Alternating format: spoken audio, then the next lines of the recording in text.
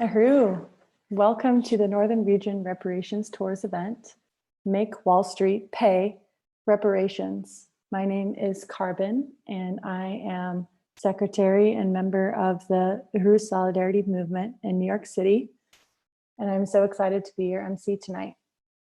So, what is Uhuru Solidarity Movement? We are an organization of white people by and under the leadership of the African People's Socialist Party, who are called to go into the white community and win solidarity with Black power and raise reparations. And Uhuru means freedom in Swahili, and in the Uhuru movement, we are called to use this phrase to keep African liberation on our minds 24/7. I would just like to appreciate everyone who's tuning in right now, everyone who's on Zoom and people on Facebook Live, welcome. And just so excited that you're here. And if you have any questions, you can put those in the chat or in the comment section on Facebook. And we'll get to those during the Q&A section of our panel. So, I want to make a few salutes and appreciations before we get started. Firstly, I would like to salute our leadership, the African People's Socialist Party, and Chairman Omali Yeshitela, who is the founder of the Uhuru movement and is the reason we're here tonight. And he will be our keynote speaker this evening. I would also like to appreciate Deputy Chair Onazane Yeshitela, who is the leader of the economic work of the Black Power Blueprint and African People's Socialist Party. And we're going to hear more about the Black Power Blueprint later on in the program. I would also like to salute the Chairwoman of African People's Solidarity Committee, Penny Hess, who will also be speaking tonight. And finally, I would like to salute and appreciate Chair of the Uhuru Solidarity Movement, Jesse Neville, who's going to be telling us more about this incredible campaign to make Wall Street pay reparations. So let's hear from Jesse now. Uhuru, everyone. Thank you, Carbon, and welcome to everybody who is participating in this exciting webinar that is hosted by the Northern Regional Committee of the Uhuru Solidarity Movement. And I want to join in saluting and welcoming our keynote speakers, Chairman Omali Yeshitela, who is the founder and leader of the Uhuru movement, the creator of the theory of African internationalism, and the person who has led and struggled for over 50 years to rebuild the African revolution and to forward the struggle of Africans inside the US and around the world for national liberation and self-determination. And I'm very excited and honored that we will be joined tonight by our leadership, Chairman Omali Yeshitela.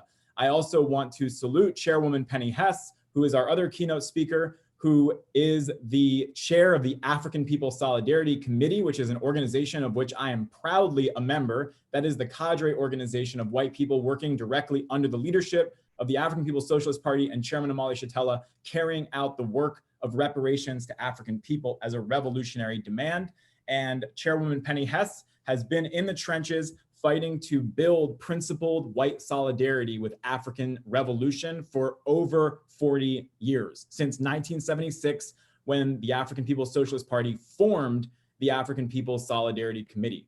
And I also want to salute Deputy Chair Onazane Yeshitela, whose work in this movement is felt deeply throughout the entire globe, wherever African people are fighting and struggling for economic and political power over their lives, and whose leadership over the Black Power Blueprint project we will be talking about later tonight in this program.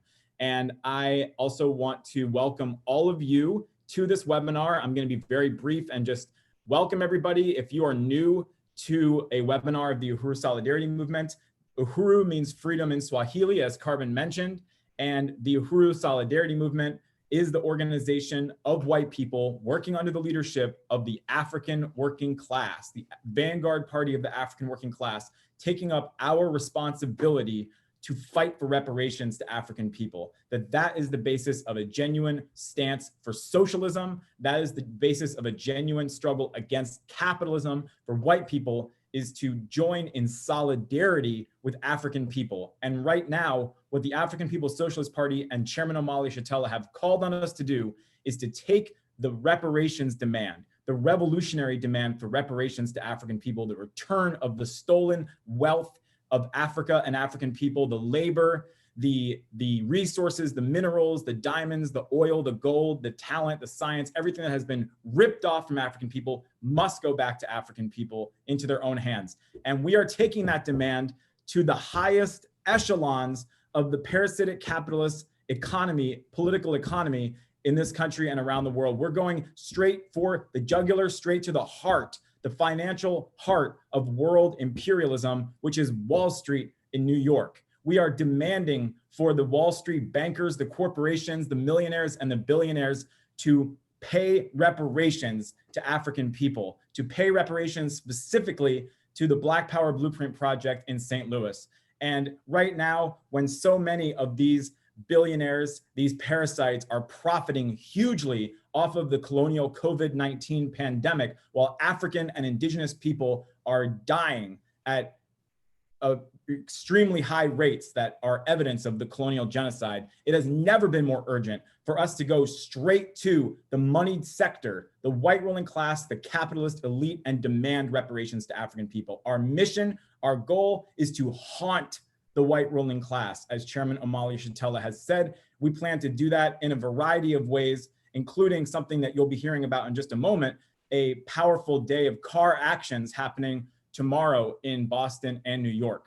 So I want to appreciate everybody. This is the kickoff. We're so excited to have everyone involved in this process and learn how you can be involved. We want you to join. We want you to join the Uhuru Solidarity Movement. That is our goal with this webinar tonight, is that if you're not a member, by the end of tonight, you will be a member. That if you are a member, that by the end of the night, you'll be a member who is signed up to get involved in making this campaign a reality, because these parasites have to pay. And it is time for us to do our part to turn our backs on the white ruling class, to wage this struggle with our own filthy US government and demand reparations to African people.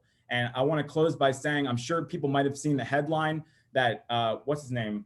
Jeff Bezos, I think, is on track to become, by the year 2024, the first trillionaire in the world. Not if this campaign has anything to say about it, because that man's $130 billion net worth is owed to African people in this country and around the world. So make Jeff Bezos pay reparations, make JP Morgan Chase pay reparations, make Wall Street pay reparations to African people. Uhuru. Uhuru. Uhuru, now we're going to hear from Hallie, the chair of the region, and she's going to tell us all about this on-the-ground action that's happening to really push this campaign forward. And like Jesse said, if you are not a member yet, this is absolutely the time to step forward. So Uhuru, let's hear from Hallie. Uhuru, can you hear me okay? Thumbs up. All right. Thank you, Carbon. Really salute the chairman and the African People's Socialist Party for allowing us white people to be part of this campaign. So my name is Hallie Murray. I live in Boston, Massachusetts, and I'm the chair of the Northeast region of USM. And I'm also the vice chair of this campaign to make Wall Street pay reparations. Got our new shirts. And I'm the chair of the Political Action Committee. And as has been referenced by our USM chair, Jesse, tomorrow we are hitting the streets. We are getting out there in the world in a safe and social distant manner, car protests, a national day of car protests in Boston and New York City, where we are gonna gather, we're gonna honk our horns really loudly, we're gonna have huge banners. I've been painting banners all day, as well as other members in the region that we're gonna, apply to their cars. All you gotta, if you're in Boston or New York, all you gotta do is show up at the location. We will give you banners and you gotta honk your horn. That's all you gotta do. And it's gonna be a huge impact because no one has ever done a protest like this before. There have been car protests recently, because we can't gather in person and the masses gotta keep resisting. So it's a new strategy. It's really exciting. People are getting involved left and right, and we really hope to see you there. So, and in New York City is the home the national headquarters of JP Morgan Chase. And we're gonna go there. We're gonna pay the CEO, Jamie Dimon, a visit. His home is on Park Ave, so we're gonna pay him a visit too, honking outside his house, saying that he owes reparations to the Black community for profiting billions of dollars right now, while African people are dying from COVID-19. This bank is the biggest bank in the country. They are built on a foundation of slavery. They have funded ICE detention centers and prisons for years. They've invested millions of dollars into the prison industry, and it's time to say no more. No more bailouts for the billionaires. We are coming for it to demand that JP Morgan Chase and all the banks on Wall Street owe reparations to African people. And we're starting with number one, JP Morgan. But as Jesse said, Jeff Bezos, honey, you're next on our list. We are coming for those reparations. And so just to say some of the locations, in Boston, we're starting at 11 a.m., meet at South Station Bus Terminal. And in New York City, we're starting also at 11 a.m. at 49th Street between the FDR Drive and First Ave. And if you're in either city and you're interested in coming and you haven't told us yet, please register so we can coordinate with you in advance. We have some logistical info to share with you. You know, it's going to be very organized. We're going to have a call-in overview before we go out driving. So please register at uhrusolidarity.org/Wall Street and click the button for either city. And if you're not in either city, but you want to be part of this campaign, lucky you, we have a way you can be involved at 12 o'clock noon Eastern time on Saturday. We're going to have a teach-in, a live stream teach-in starting at 12 that our chair Jesse is going to coordinate. So tune into our Facebook or YouTube to hear about reasons why JP Morgan Chase owes reparations. We have done a lot of extensive research, digging up some serious dirt on you think it's bad, it's really, really bad. And we are going to be the ones to demand that they have to pay. And we're also, during the live stream, we are going to hear report backs. We're going to it'll be like a proper news station with live reporting from the streets of Boston and New York City, as well as this teach-in informational day to just expose these bloodsucker parasites. They have to pay reparations, and it's on us, members of USM, to demand that, to get out in the street. So I agree with what our comrades have said already. If you are white and you hate capitalism, if you hate the banks, if you are so mad that you can't go out in the world because of this colonial virus, you must join the Uhuru Solidarity Movement today. Right now, we have a goal of 10 members for this webinar. So if you want to be part of this campaign, if you want to help take down Jamie Dimon and Jeff Bezos, we need you. We need you. I need you to help build this campaign, and you should join. So other things, okay, registration. Just a little shout out to our t-shirts. These were printed by Uhuru Planet Reparations Apparel. You can grab one. And I think that is all for my time is up. And yeah, those are the car actions. So come out tomorrow. And if you're at home, please share the live stream. We're having a whole Twitter storm where, you know, we want people to share and just at them and just put this information out in the world. So thank you, comrades. It's truly an honor to be part of this webinar to make Wall Street pay reparations. Uhuru. Uhuru. I really appreciate what Chair Jesse and Hallie just shared. It's just such an exciting campaign because, you know, I think a lot of us have thought about, okay, something needs to happen. This can't continue, but there's never been such a clear, leadership and action to just carry this out. It has to happen. So just really excited about that. Now, it is my honor to introduce the chairwoman of the African People Solidarity Committee, Penny Hess.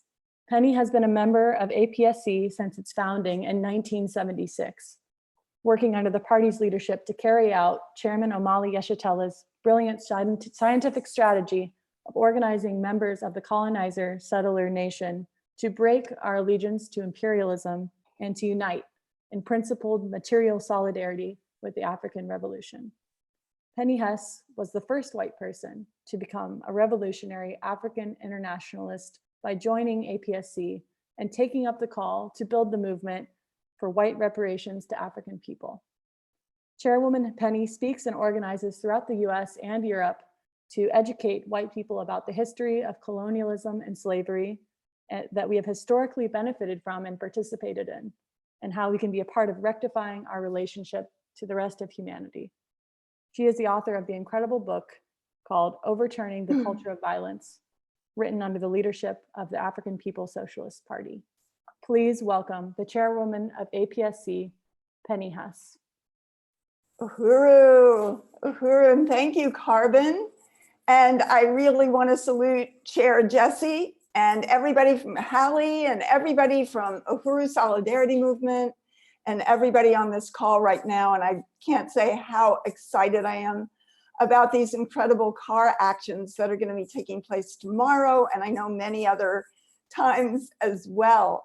And of course, I want to begin by saluting Chairman Omali Yeshitela.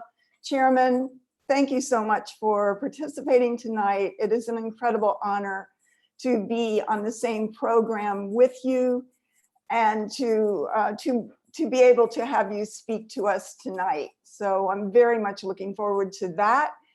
And I also want to salute Deputy Chair Onizine Yeshitela, who so many of us work directly under the leadership of her office and the more than 50 institutions of the African People's Socialist Party that is building a profound infrastructure of the economic and political as one struggle for the liberation of Africa and African people everywhere. And I want to say that, first of all, I am the chair of the African People's Solidarity Committee, which is the organization founded by the African People's Socialist Party with the strategy to place white people in the belly of the beast, on the pedestal of the oppression of African people in the colonizer nation, speaking in the voice of the African working class, representing the interests of the revolutionary struggle of the African working class and oppressed and colonized peoples here and around the world, and to fight for reparations, the return of the stolen resources. So it is an incredible organization. African People's Solidarity Committee is the cadre organization that is directly under the leadership of the party and also is the leader of the Uhuru Solidarity Movement, which of course is also accountable to the party and is what we call a mass organization. It's open to everyone. The African People's Solidarity Committee is open to people who want to make a commitment to do whatever there is that has to be done, that we are called on to do, so that the African revolution can win. We carry out its strategy, and it's very, very exciting. I do want to especially salute Chairman Omali Yeshitela, because Chairman, for his entire life, entire adult life, has fought for the African revolution. He has fought to keep it alive in the face of the counterinsurgency and the war that the US government waged to destroy that incredible movement of the 1960s that was part of revolution as the main trend in the whole world. And that the chairman has worked to solve the problems of the revolution. Why didn't it work? What does it take to win? And he has solved the problems of the revolution, and it is winning. And this time it will liberate Africa. And I want to say that because there are other kinds of movements that target Wall Street, Occupy Wall Street, all different kinds of things that are often about some form of reform. But this organization, the African People's Socialist Party, is very serious about fighting and defeating US imperialism and parasitic capitalism and liberating Africa and the indigenous people and oppressed and colonized peoples everywhere. This is the world revolution. And if you are here, then I am only assuming that you are looking at the world and seeing, is there a future under this system? No, there isn't, not on any front. Everything is dire. Everything is in a crisis. This is nothing to live for. There is no future here. But the future is in the struggle of the African working class and the oppressed and colonized peoples of the world. And it's a future that gives us an opportunity to participate in by playing a strategic role on this pedestal upon which all white people sit. And, you know, for the African People's Socialist Party, history becomes alive. We understand history not as isolated facts, but as a dialectical whole that is dynamic and ever evolving. It is, you know, the chairman and the African People's Socialist Party have a political theory called African internationalism. And that uses as a tool dialectical materialism. And if you want to find out more about that, you can come to the chairman's studies every Sunday morning at 8 to 10 Eastern time from the Omali Yeshitela Facebook page. The chairman goes into profound political education that is you know, the most profound and deep questions of the world today and how to solve them.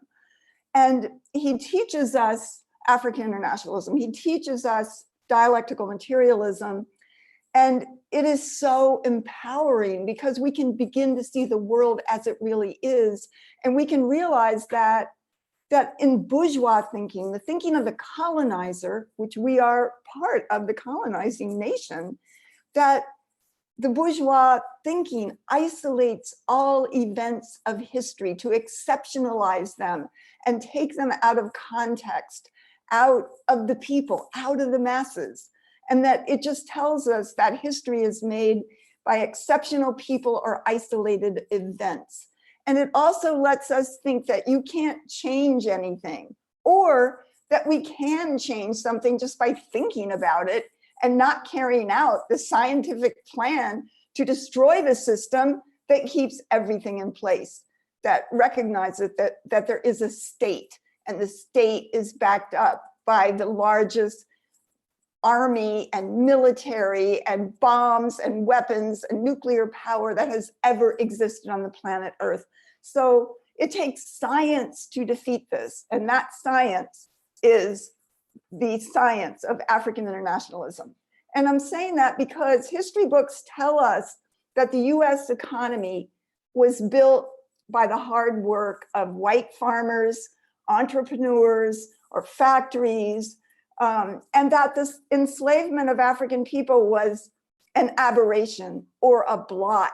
I think Thomas Jefferson said that. It was a blot on an otherwise glorious history of a successful economy of capitalism. And that, you know, that this is something that we're told and we understand it can never change. It could only be at best reformed. But Chairman Omali Yeshitela, the African People's Socialist Party, show us that it was the assault on Africa, that it was the assault on African people that created this capitalism. That, as the chairman has said in his book, The Uneasy Equilibrium, that it was the assault on Africa that rescued Europe, that transformed it from feudalism to capitalism, and that this capitalism is parasitic. It was born on slavery, on plunder, on murder, on genocide, on rape, on torture, on mutilation, on every despicable act that humans can perform on other human beings. And this is what the chairman has said. So we know that when we're talking about Europe's assault on Africa, which began in the 1400s, we're talking about a system that kidnapped African human beings, that turned African human beings into commodities, into items for sale, into labor machines, who turned African human beings into assets and collateral and all the basis for the terminology of Wall Street and imperialism. And it also involves stealing Africa's vast resources and the genius and talents of African people.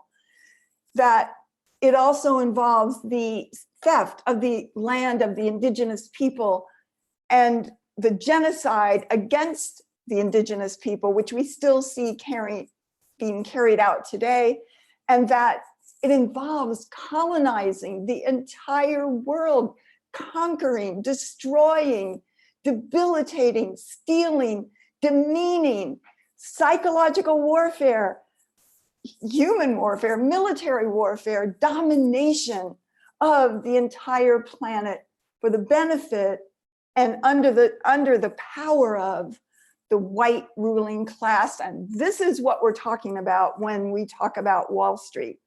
That without, as the chairman has said, without the theft of this land and this hemisphere of the Americas, the genocide of the indigenous people, the kidnapping and enslavement of hundreds of millions of African people without colonialism around the world, there would be no America. There would be no Europe. There would be no capitalism. And that we're taught in such a ridiculous way that slavery was something that happened in the US South. And that there couldn't be something further from the truth of that the enslavement of African people was a worldwide process and created everything about capitalism, both its infrastructure and, as the chairman calls it, the superstructure. Everything about it was created.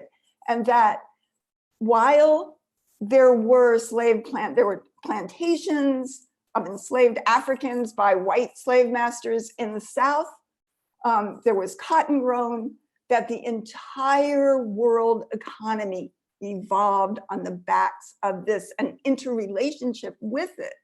And that the wealth of Boston is built from cotton. It's built from slave ships to Africa. It's built with the selling fish meal to Cuba and the Caribbean. This is what Africans were forced to live on in those places.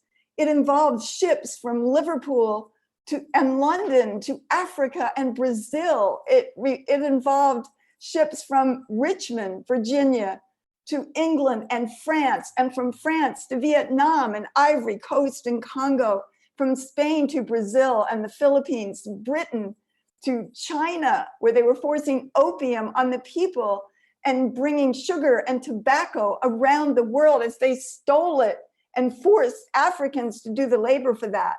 And when we look at what this thing is called a stock market, in most places in the world, in most European countries, the stock market is where the ships came in bringing African people.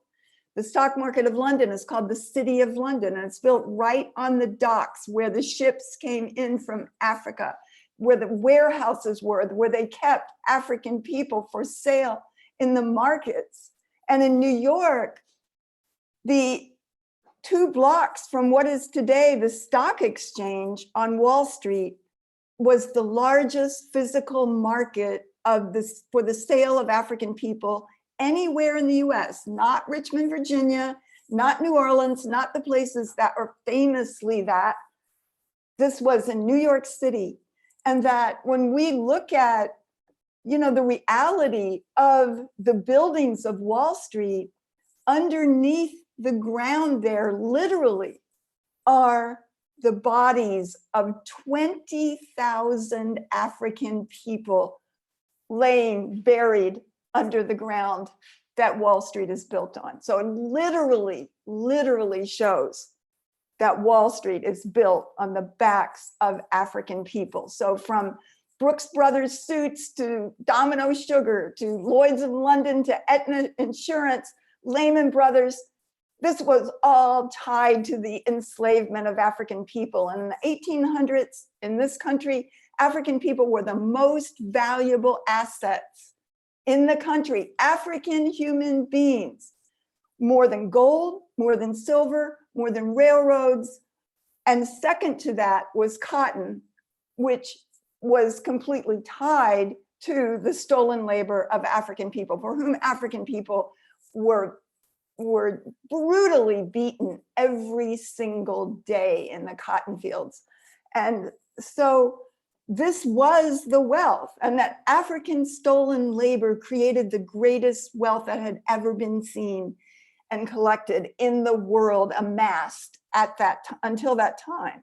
And the stolen labor of African people continues to be what imperialism, parasitic capitalism is built on. And so the chairman makes the point that capitalism is parasitic. It cannot live. It never had a benign moment. It never had a time when it was a nice little process of some shoemakers or whatever in Europe saving their money and building factories. That's fantasy. That is what imperialism tells us to justify its terror against everybody else on the planet, that it is born this way, and that immense fortunes for white people were built off this. So again, the chairman makes it clear capitalism was born in disrepute. So JP Morgan and the banks that were pre-existed that are now, you know, their wealth is part of what JP Morgan Chase is today. They used African people in the South as collateral.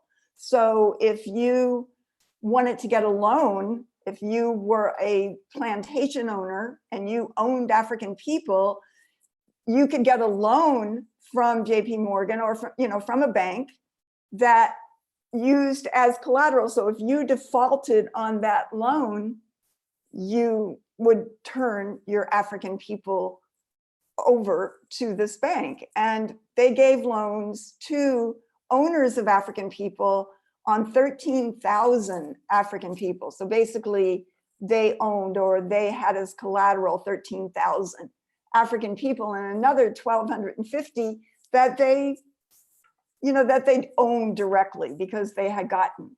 But it wasn't just the banks, it was the churches. The Jesuits owned African people.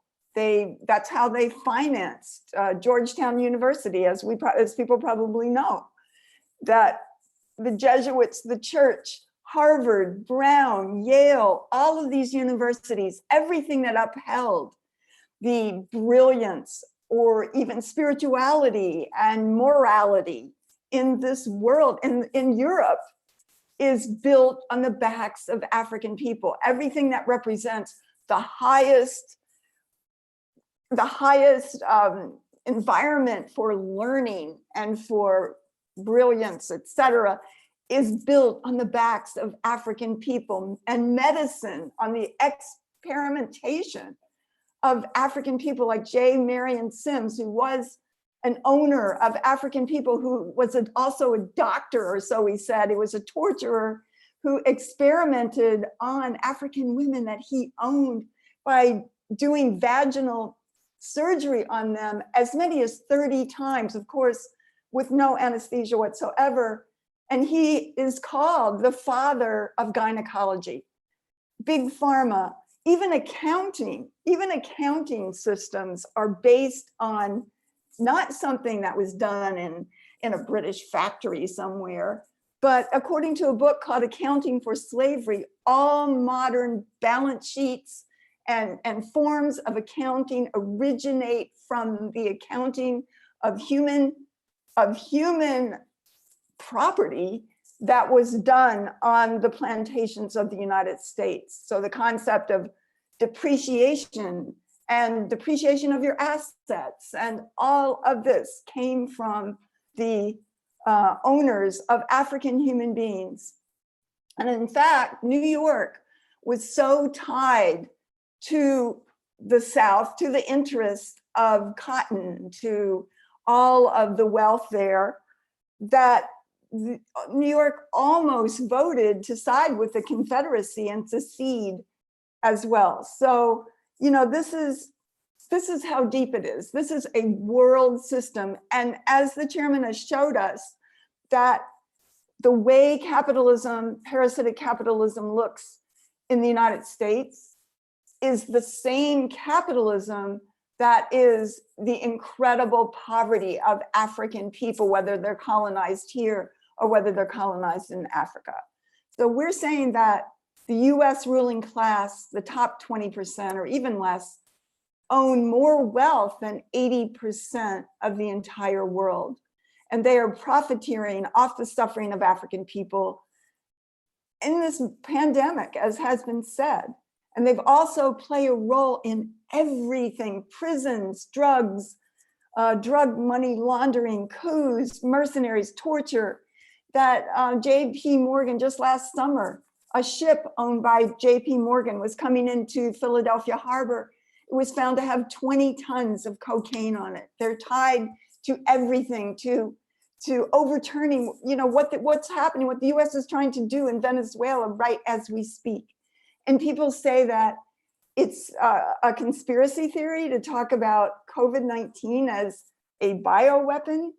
That's the least of what the US does. So we know that all white people sit on this pedestal of the oppression of African people, and everything that the ruling class has done, it could not have done without our participation. They needed us. Genocide was popular. It was what white people gathered around and mobilized around: the enslavement of African people, the lynchings, the genocide against indigenous people, picking up the gun and stealing their land. And in New York City, when white Irish workers were going to be drafted into the Civil War, the white Irish workers spent 5 or 6 days burning and killing and attacking African people all over New York City. They attacked an African orphanage and burnt it down.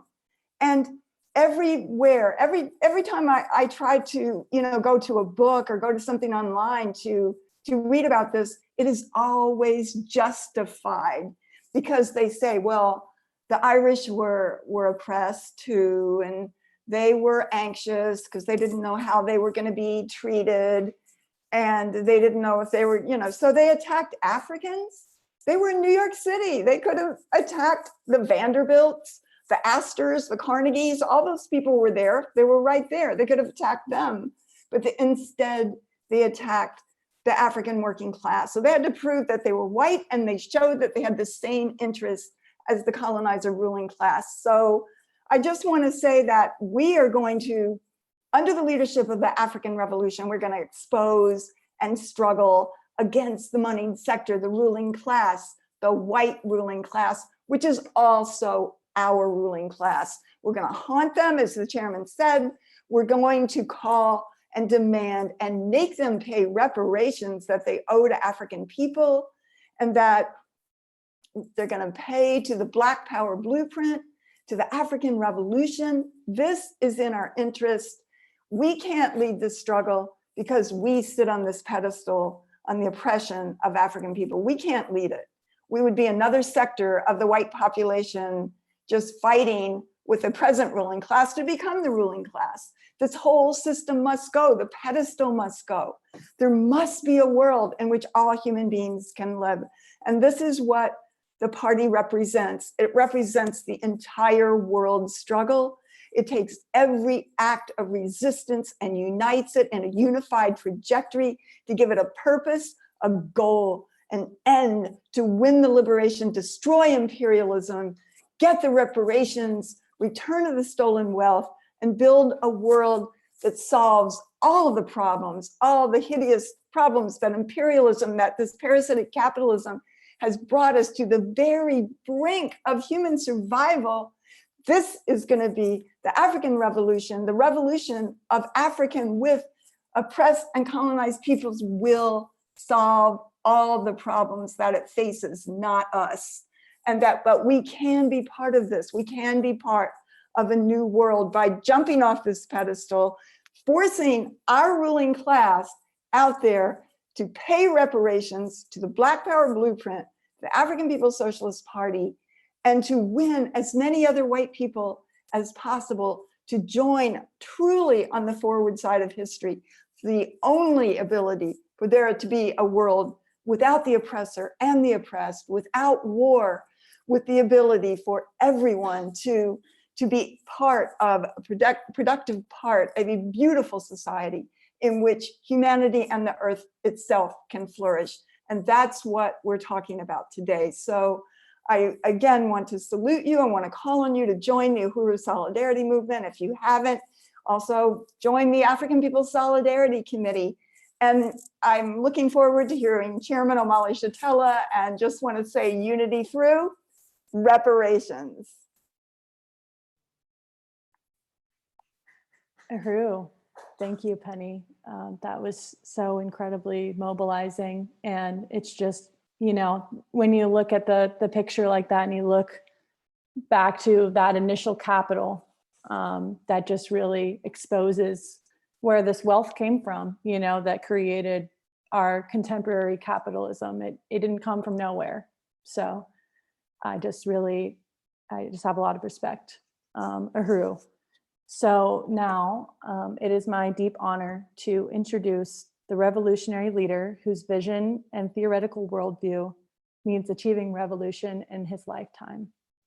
He has dedicated his life to providing the science and organization necessary to build a global movement of African workers to unite and liberate their motherland of Africa and to win.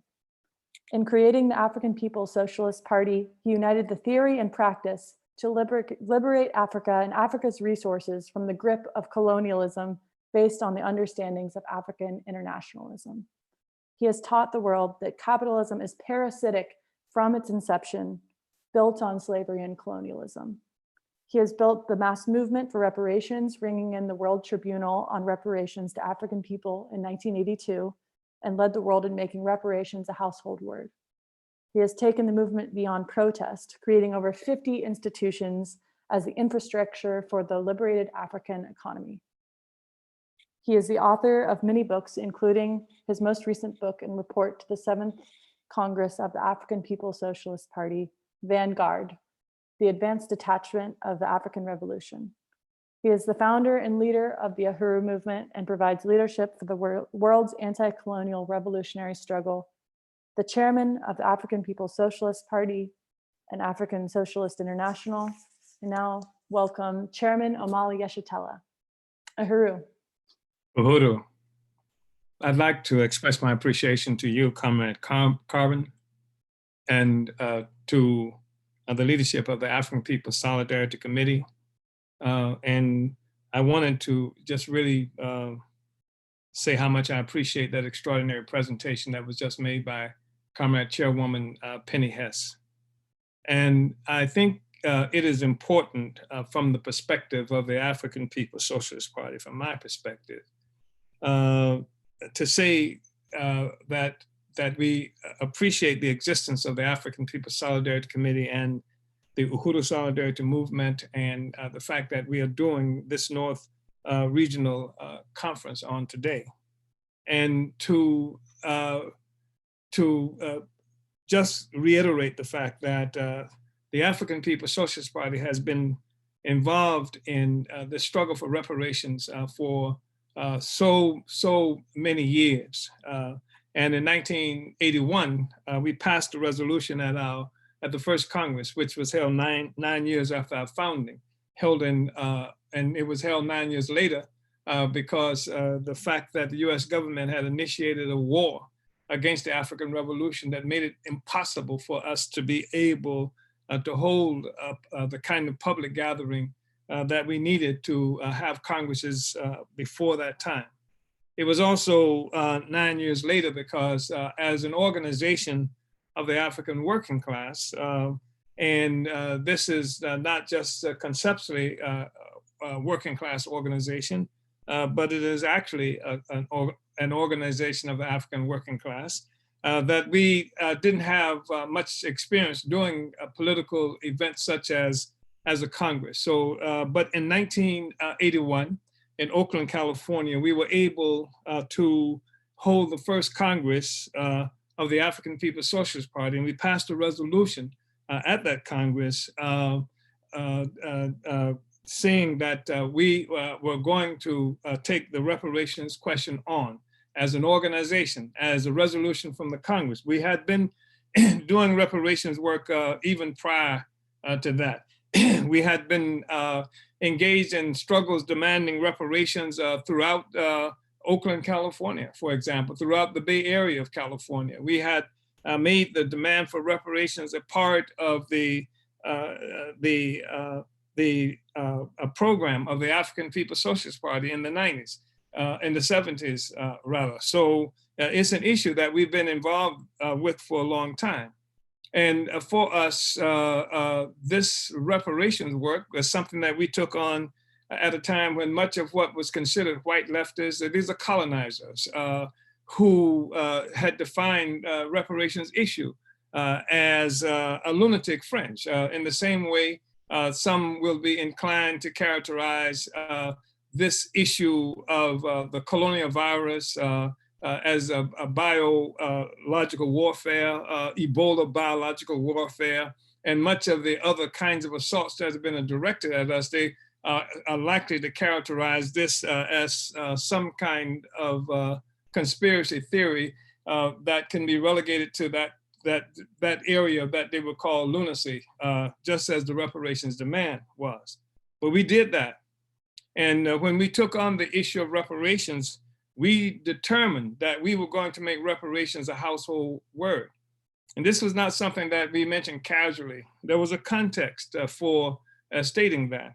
We thought that the reparations issue was signally significant because part of what it did was it provided a popular explanation for the enslaved, colonized African people within the US and around the world. This is who it was for. It was not for white people. They did not anticipate that we would be doing this webinar on today, this conference on today.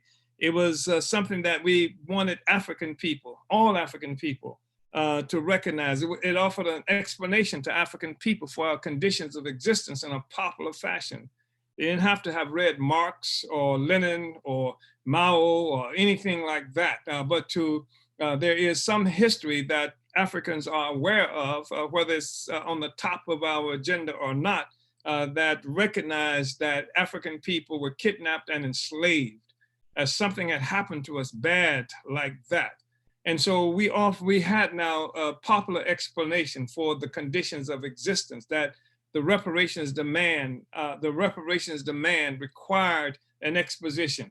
And it was extremely important because then, as now, we live in a world where white people in general, and the leadership of the colonizer population, those who who represent capital right up front, their thinking representatives and what have you, interpret the conditions of African people as compared to white people as being due to some kind of sloth or some kind of impairment on the part of African people, and recognize such things as this pittance, this paltry thing that the system provides, they call welfare and things like that, as some beneficence on the part of white people that can make white people feel extremely good about themselves, or make white people feel that their hard-earned resources are going to worthless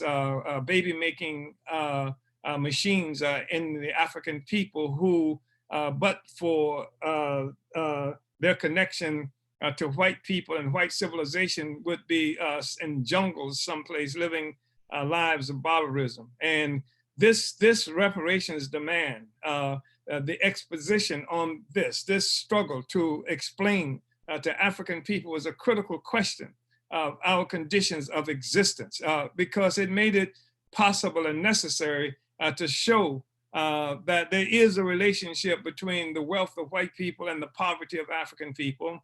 And has nothing to do with white people or African people living off the welfare of white people, but the fact is that for the last 400 or 500 years, white people, the entire white world has lived off the welfare of Africa and African people. That was incredibly significant for us. We recognized then, as we do now, how empowering that understanding would be for the masses of African people who are not only physically brutalized, but spiritually brutalized, emotionally and psychologically brutalized on a regular basis with these fantasies, these horrible, vicious, terroristic kinds of fantastic stories that are told that convinces so many people around the world and African people ourselves that there is an ineptitude, some inherent ineptitude on the part of African people that even characterizes African people and African society as being pathological.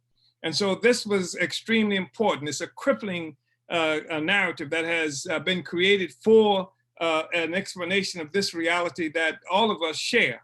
And it's a crippling narrative that is a consequence of living in a world in general and in a country specifically in the United States, where the political economy, the way that societies have come to get their living is through slavery and colonialism. And based from that material, that economic base, then there is this superstructure emerges from that explains the world from the perspective of that economic base. So you don't have a situation where the white people who knew just a few years ago and were able to admit it, and white societies were able to say that we have everything we've got because we've looted and destroyed and raped and done all kinds of horrible things to Africa and to African people. Instead, what we hear is that we white people have what we have because, as George Bush said before, quote unquote, we are good.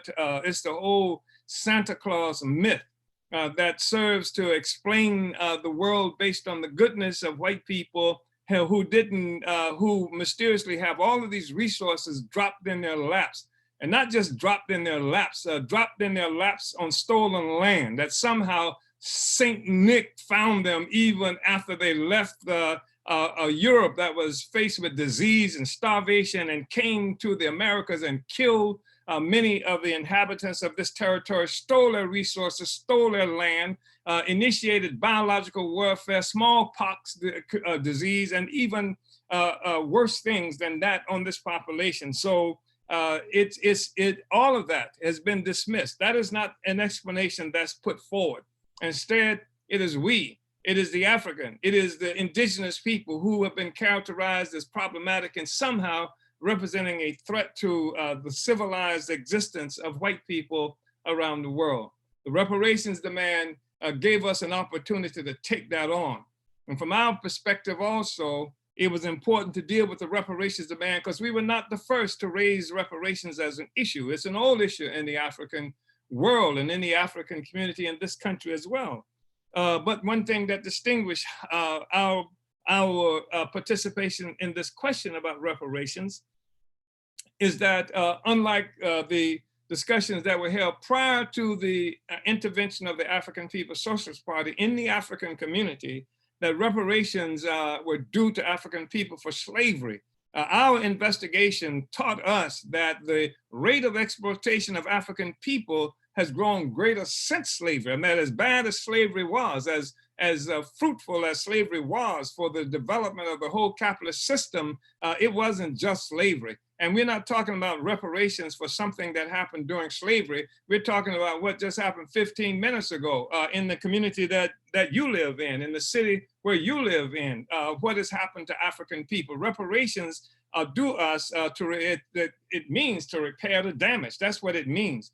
And so mobilizing people around this question was really important. And that was one of the things that the African People's Socialist Party brought to this discussion around reparation. We're not talking about something that's just for slavery. You can't go get a calculator and then try to find out how many people were shipped from Africa into the ports of Boston and New York and South Carolina and what have you, and calculate that as using that as the basis for being able to see what African people would be owed in terms of reparations.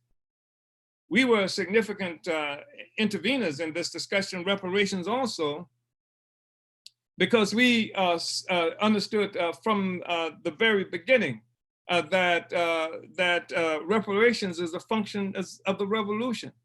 It is not just an empty question that's out there. It's not just that we can run around and go to court here, get some action in a legislature here and get reparations. That ultimately what the objective of the reparations movement has to be was to overturning the whole social system, because we recognized that it was slavery. It was colonial slavery and the theft of the land of the indigenous people that's the foundation of the capitalist system. It didn't just go away as capitalism is still here. The social system is still here. It rests upon the same old foundation. And although slavery formally and does not exist, what does exist is the concentrated value that was created from the enslavement, colonial enslavement of Africans and oppressed peoples around the world, and the structures, the economic structures that were created that's locked us into this blood-sucking relationship that we have. So we're talking about the fact that this whole social system rests upon this foundation of the enslavement of African people, the theft of the resources of the indigenous people, and colonization of the oppressed peoples around the world. Obviously, that's the case. You don't even have to be smart to figure that out. You just have to be blinded by a colonial self-interest to not figure it out. How in the hell can there be any other explanation for how the vast majority of the people of the world, the vast majority starving, living without clean water, living without electricity, living in hovels, trying to survive, following seasons and traveling all, being displaced by weather and the lack of infrastructure because all of our resources are being stolen. How the hell can you explain that? Being true with everybody except white people and except increasingly Japan was an imperialist country, and then you see China, which escaped some of the ravages of the capitalist system and made a great leap over some of these contradictions under the leadership of the Communist Party of China. There is no explanation. And China was able to fall into, he was able to climb up on the pedestal of, if you will, of a capitalist social system. China, the capitalism wasn't born in China. Capitalism didn't have its origin in China. Capitalism had its origin in the theft of Black people and working Black people like dogs and animals and beasts, and taking Africa and turning Africa, as Karl Marx said, into a warren for the commercial hunting of Black skin. That's where it came from. And if China now is a part of the capitalist bloc, in some fashion or another that's strong enough to contend with US imperialism, it didn't start there. If the Chinese people in China have an attitude about Africa that somehow mirrors the attitude that you see happen in Mississippi or Paris, France, it didn't start there. That assumption about who Black people are was something that was defined in the process of development of capitalism, of slavery, of colonial slavery. So, I mean, this is the objective reality that we're dealing with. I'm a revolutionary. And the thing that brings me to the question of reparations is it has to be a function of the revolution. And my objective is to overturn this relationship, this whole social system. And that's why you exist. Because this government in the 1960s made an all-out war against revolution, Black revolution all around the world, in Africa, inside the United States. It killed Che. It murdered people everywhere to try to maintain the status quo that is finally fracturing in 1,000 different ways today. That's what the US government did. It killed Malcolm X, it killed Martin Luther King, it killed Patrice Lumumba, it killed Nkrumah. People all around the world to maintain the status quo. And what has transpired since that time, and even as they were making war against the African Revolution in the 1960s, that was emerging in St. Petersburg, Florida, the Revolutionary Party of the African working class. And through this process, the African working class has created an international organization that's able to take on capitalism, not just from one location, but internationally, that has raised up an African working class that's struggling every day to advance an African working class, to raise the consciousness of an African working class to its role, its historic mission to destroy capitalism. That's what it's about. We say we want reparations because we know that this whole foul social system rests upon a foundation of stolen value from African and other oppressed peoples around the world. We want it all. It's ours.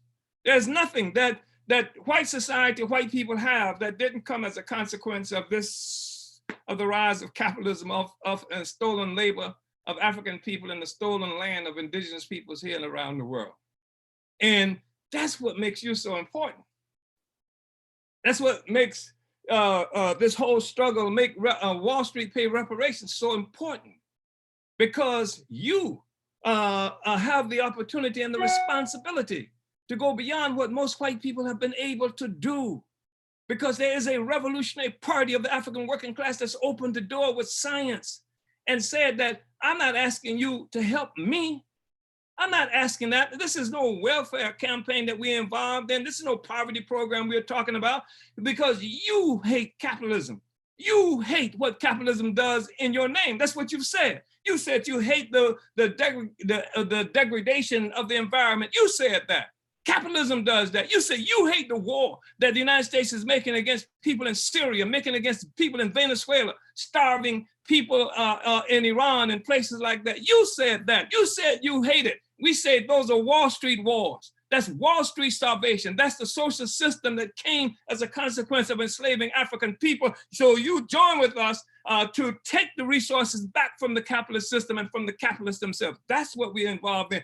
That's why we having the car actions, the honking your horns and holding up your banners, despite what the bourgeoisie is trying to do to keep us locked down in our houses and stuff like that. We should tell them. The African Revolution, what I appreciated, I've said it before, it was the African Revolution that took homosexuals out the closet, took women out, white women out the kitchen, and now we're taking people out of quarantine to go attack the bourgeoisie on Wall Street. So this is essentially what it is that we're talking about. So we want to overturn the social system, and some white people get trapped, not really understanding this question, because I can't overstate the significance of philosophy. Karl Marx said correctly that philosophy, when it grips the masses, becomes a material force. And to the extent that white people believe this nonsense, this ideology about some kind of white superiority, which is the most ridiculous, insane thing you can imagine. I can imagine anyway. When white people believe that, it separates them from the rest of the whole human planet. White people are a minority in the damn world, and somehow to conclude that you have custody of all the genius and civilization in the world is just nauseating. It's the most narcissistic nonsense that one can have. I mean, it's Trump on steroids to have that kind of attitude and assumptions about yourself. But when the reality is here, we are living in this instance in the United States in the same landmass, et cetera, and Africans are starving, being shot down by police on a regular basis. And then the Africans who have this historical relationship with the US have to come up with an explanation of that. No, I really wasn't running. Nope, I really wasn't doing anything. Nope, I'm not guilty, et cetera, et cetera. Hell no. We don't have to explain a damn thing. It's upon imperialism to explain it, and that's what your job is too. Because now, one of the things that makes it possible for the African working class to have this role that it has now, under the leadership of the Advanced Detachment, under the leadership of the African People's Socialist Party, under the leadership of the African Socialist International, is because even as the US government was killing King, overthrowing Lumumba, committing all kinds of offenses against the revolution, the African working class was building its own party and opening up a new front in this struggle. So we were being attacked, and then we open up a new front in the revolutionary struggle in the white world, among the colonizers themselves. And that's what you are, you know? So we're taking the Black Revolution into the bedrooms and neighborhoods, living rooms, and whatever else areas that's inhabited by white people now. That's what you do. And so it gives us, for the first time, white people have an opportunity to engage in real class struggle against bourgeoisie. Because you become an instrument of the African working class. You become an instrument of the struggle against colonialism, where the class struggle is concentrated in the real world. That gives you this opportunity. And I know this shatters a lot of assumptions or challenges, or a lot of assumptions, you know, Marx and other people like that, but it's true. And, you know, nothing can be more obvious when you look at Marx. I love Marx, by the way, but I think Marx, did some extraordinary stuff and tried to do some extraordinary stuff, but the reality is he was wrong on fundamental questions. And even as he was writing about how the capitalism would be ended, even as he was predicting the end of capitalism as a consequence of its development and the emergence of this industrial working class, as he was talking about this being the way forward, he was being supported by Frederick Engels, who himself was being supported by his father, who was the bourgeoisie, and much of whose resources came from cotton that was picked by enslaved Africans, especially in the Caribbean. So Karl Marx writes about the end of capitalism. On the one hand, he could say that wage slavery in Europe required as a pedestal slavery pure and simple in the New World. He could say that on the one hand, but on the other hand, he would take the resources coming from the slavery pure and simple in the New World and write the book that predicted the end of capitalism, not through destroying this pedestal, not through destroying the pedestal that he just described, but through somehow elevating the workers who live on this pedestal at the expense of the rest of Africa in the world coming to power. You talk about narcissism, you're talking about this whole, I mean, I'm not talking about Marx himself being narcissistic, I'm talking about social narcissism. I'm talking about a kind of imperial worldview that comes as a consequence of having this kind of relationship to the economy. That's why we're going for the economy. That's why even as other people are having certain kinds of blow your horn demonstrations and riding around in cars and holding up banners and etc., we're going for the jugular vein, as Comrade Jesse just said. This is the capitalist system that we're attacking. And we want to be clear. And we are not going to be nice about that. I want to just share something with you. I know by now I must be running out of time, but I just wanted to share something with you because, as I said, I'm glad that you are there. And I'm glad that we created you to be there. And I want to make that point, that we created you to be there. We were fighting for reparations before. And then we open up a new front of struggle, and you're a part of it. And Comrade Penny Hess has been an amazing factor. You listen to what she just had to say, and you can see, and what Comrade Jesse has had to say, you can see how these comrades have been digging into this question. And they are in the vanguard in the North American European population, going for the jugular vein of capitalism. This is the real jugular vein of capitalism. It's not at Ford Motor Company. It's not on that line. People talking about the question of capitalism somehow being concentrated at the point of production. We say, no, capitalism is the struggle against capitalism is at the point of the bayonet. That's where the colonized people are confronted with it. That's where the struggle is. And now we have forces who, like yourselves, who are taking on this question of capitalism. This is the real question. We want to destroy capitalism. Those are capitalist wars. There's capitalist toxins. Those are capitalist disease that's afflict the world. Those are capitalist empty warehouses where there should be masks and other ways to protect ourselves from the disease that the capitalists themselves have created.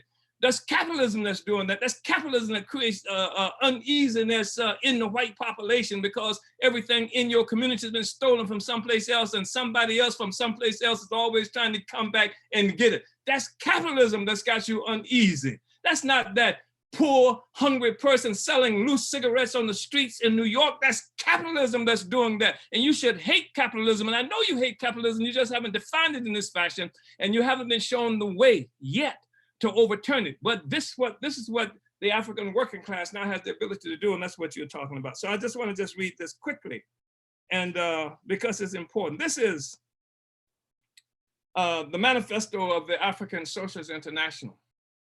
This is something that was presented and passed at a 2000 conference, April 2000 conference to build the African Socialist International that occurred in London, England.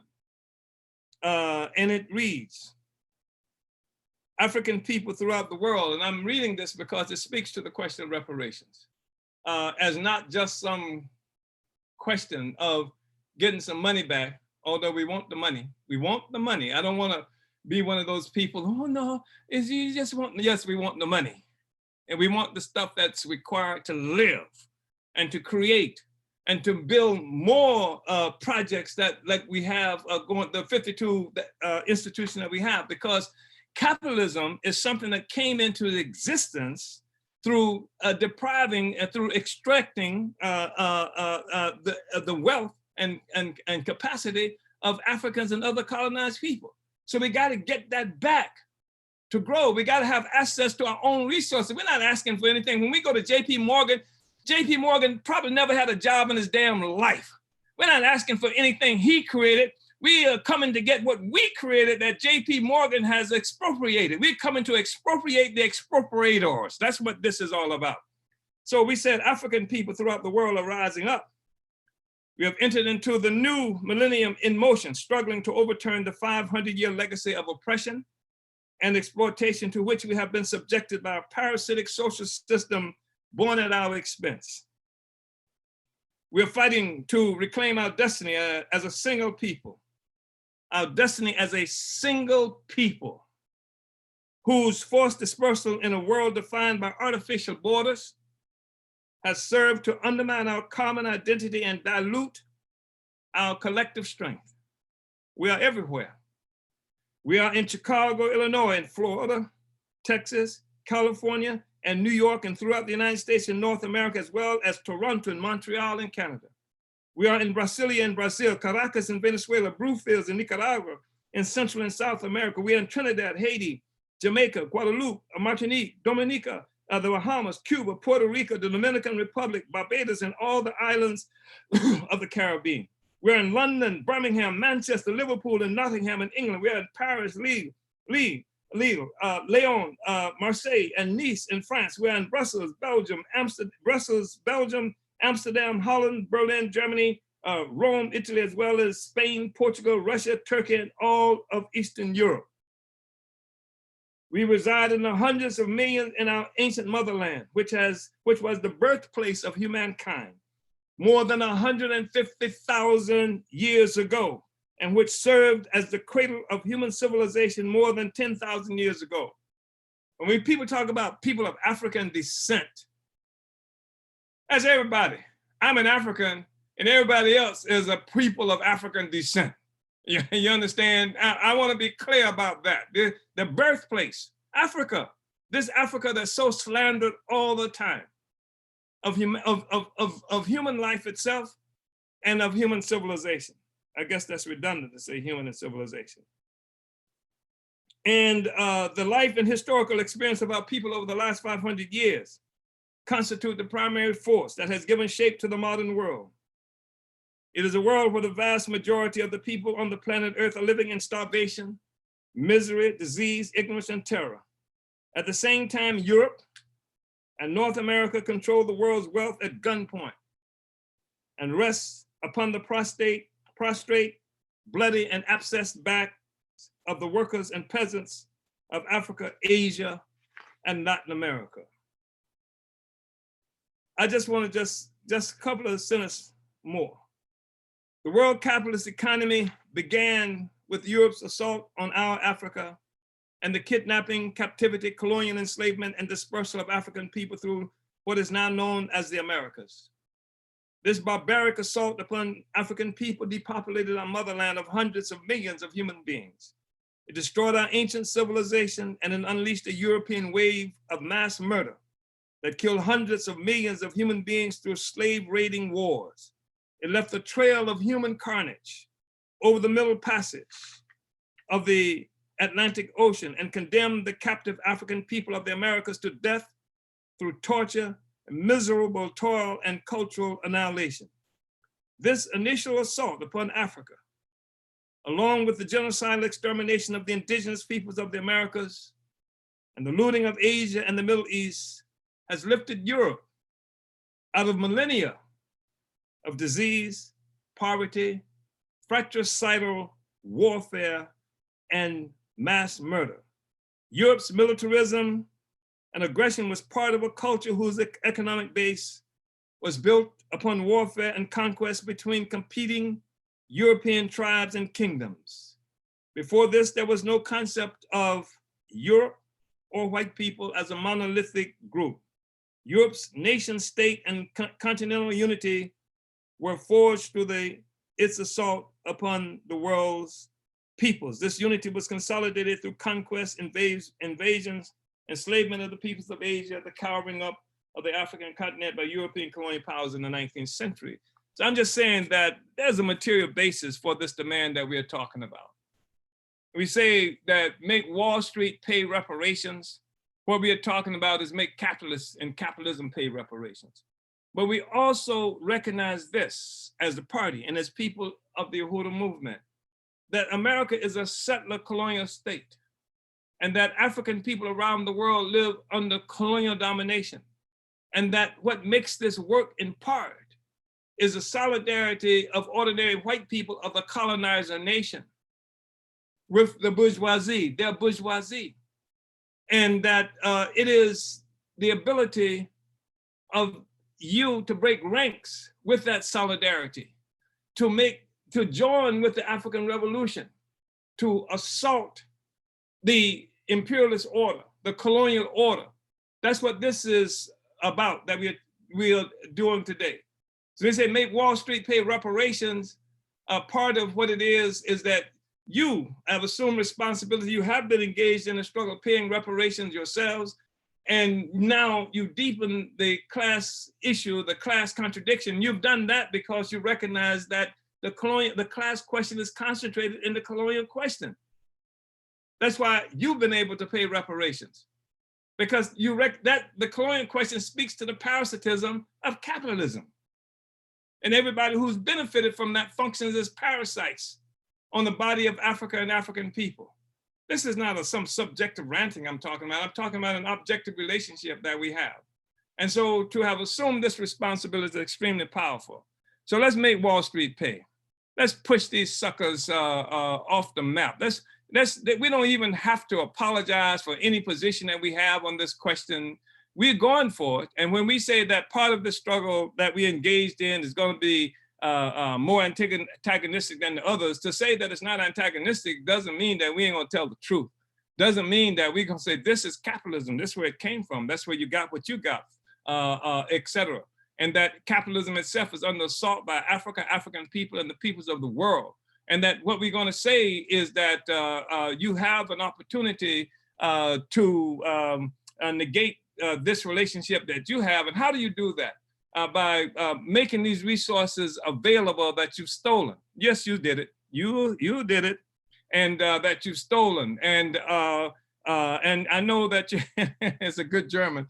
So not me, but you stole it. And what we're saying is that that we're not just looking for it. We want it to go to these institutions, and we're not just talking about reparations going to some abstract body out there, just Black people need reparation. No, we're saying that reparation needs to go to these institutions that's been created to repair, and to repair means to build an own independent economy for Black people that's been destroyed by colonial slavery and the assault that was made on Africa and African people around the world. To do otherwise is to presuppose that Black people, African people, would not be producers of our own, and that on our own, and that goes against every evidence in history where the most magnificent civilizations existed thousands of years before Europeans learned how to master fire. So thank you, comrades, brothers and sisters. Let's make Wall Street pay, and let's go ahead and expropriate the expropriators. Let's terrify these suckers with a tremendous struggle, because they are shaky right now. They see what's happening. And believe me, even as you see a greater concentration of capital in fewer hands and fewer corporations, as some of the little guys are falling off the cliff, that's responding, that's a part of this crisis that we're talking about. What the bourgeoisie is being chased, they're being chased by China, they're being chased by an emerging Russia, they're being chased by what their people are trying to do in Venezuela and Iran, and everybody trying to be free of this monstrosity that's imposed itself on us. And they know that people more and more hating capitalism. That's why they got people fronting for them. The so-called leftists talking about reparations and talking about being socialist, and as if socialism and capitalism could coexist in the same space. That's nonsense.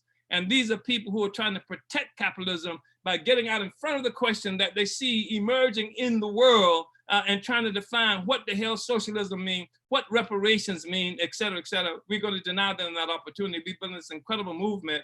And so they're not going to be able to hear each other talk anyway, because we're going to be honking our horns as we travel around these institutions that's owned by these creatures of Wall Street. Thank you so much, comrades. Uhuru. Uhuru. That was, yes, absolutely. Just huge salute. You know, yeah, reparations, as Chairman Omali Yeshitela said, it's, you know, reparations are here to change this material reality that we're facing. And that this relationship, this disparity of wealth and the scarcity, it's not for no reason. And this whole approach is a hugely, it's, you know, it's powerful and it's optimistic, and we can do this. So yeah, just really moved, and deep, profound respect for this movement. If anyone has questions, we're still taking questions, put them in the Q&A or in the comment section on Facebook. And our goal is to get 10 new members today. So again, if you're not a member yet, just now is the time. And coming up next, we're going to have a call for resources led by the National Social Media Coordinator of USM, Nina Guevara. So I'm very excited to welcome Nina to tell us more about where these donations go and how you can get involved with all of these projects. And yeah, Uhuru, this is. Uhuru, thank you, Carbon. And I really just want to salute the chairman for that amazing presentation. And I want to salute Chairwoman Penny Hess as well. It's just so profound. Yeah, it's just really an honor to be hearing those words. And yeah, I want to call on all the white people tonight to really, we want to recruit you. You know, we want you to be a part of this movement. And we want you to become card-carrying members of the Uhuru Solidarity Movement. Like our comrades Casey here and Monica. And you know, becoming a member of the Uhuru Solidarity Movement is more than just a one-time contribution. It is really, you know, committing to a lifelong stance of reparations and solidarity with the African Revolution. It is a commitment to our community, and is really just a way for white people to take the right side of history. And just a question that comes up sometimes is, you know, what do we mean by reparations? And we really unite with the African People's Socialist Party that says that reparations, you know, it's not a payout, it's not charity, it's not a reform or some individual check. I know that the chairman was speaking on this a minute ago as well. It's really a function of the revolution.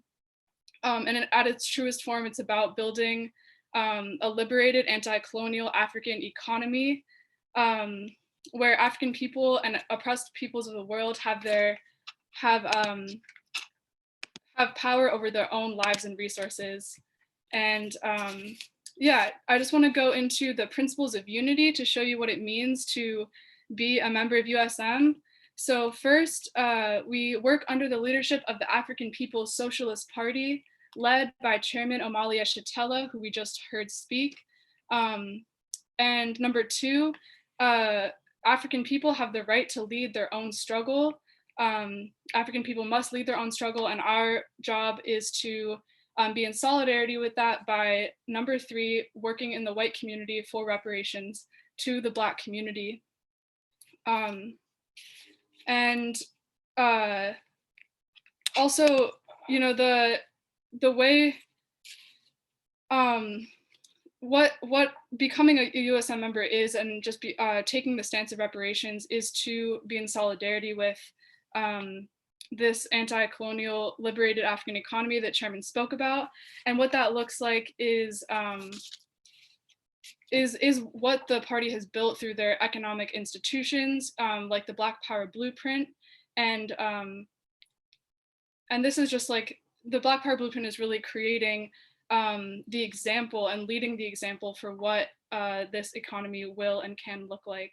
And so I want to show a video right now that is going to discuss the conditions that African people are facing under COVID-19 as expressed by President Kalambayi and Danette, and also is going to show some clips of the Black Power Blueprint, which again is an example of this, this anti-colonial, liberated African self-determining economy that is leading the future. So yeah, if you'll start the video.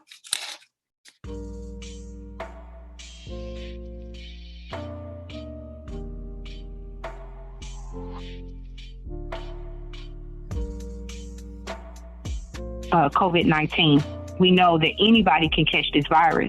But what we summing up and explaining here is that it's two different realities once you catch that virus.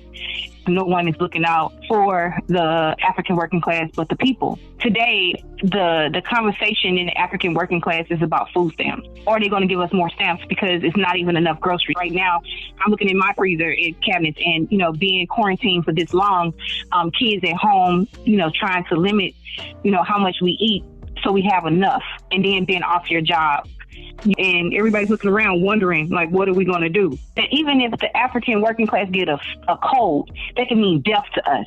COVID-19 is a death sentence in so many different ways.